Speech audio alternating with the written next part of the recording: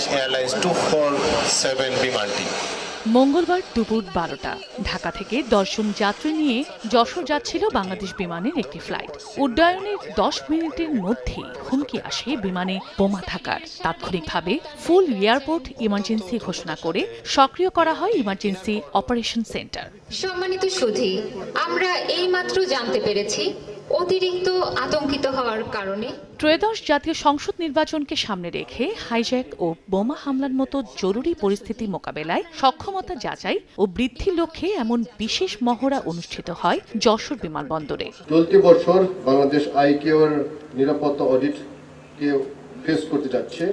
আমাদের আজকের এই মহড়া এবং প্রস্তুতি সেই অডিটে অত্যন্ত গুরুত্বপূর্ণ ভূমিকা রাখবে বলে আমি বিশ্বাস করি। আমাদের এই এয়ারপোর্টের সক্ষমতা যাচাই করা, এর গ্যাপগুলো কি, সিকিউরিটি গ্যাপসগুলো কি সেটাকে আইডেন্টিফাই করা এবং এটার সঙ্গে ভবিষ্যতে কি করলে আমাদের এভিয়েশন সিকিউরিটিগুলো ইমপ্রুভ হবে সেটার একটা রিমিডিস খুঁজে বের করা।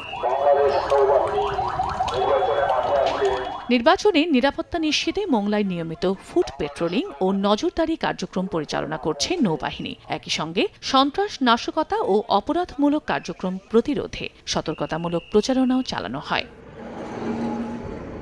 দক্ষিণ পশ্চিমাঞ্চলে নিরাপত্তা জোরদার করেছে বর্ডার গার্ড বাংলাদেশ বিজিবি। নির্বাচনী নিরাপত্তায় 93টি বেস ক্যাম্প স্থাপন করা হয়েছে বলেও বাহিনীর পক্ষ থেকে জানানো হয়, যেখানে মোবাইল ও স্ট্রাইকিং ফোর্স হিসেবে কাজ করবে বিজিবি। কুইক রেসপন্স ফোর্স হিসেবে থাকবে K9 ডগ স্কোয়াড ও র্যাপিড অ্যাকশন টিম। প্রস্তুত থাকবে হেলিকপ্টারও।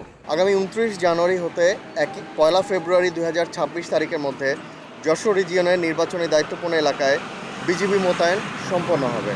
রাঙামাটির কাপ্তাই ওয়াগ্গা জোনে অনুষ্ঠিত হয় বিজিবির সমন্বয় সভা। এ সময় সীমান্ত এবং দুর্গম এলাকায় নিরাপত্তা ব্যবস্থা জোরদারের কথা জানানো হয়। কাপ্তাই জোন হলো আমরা দুটো উপজেলা। চন্দ্রা বিশ্বাস, ববি, সময় সংবাদ।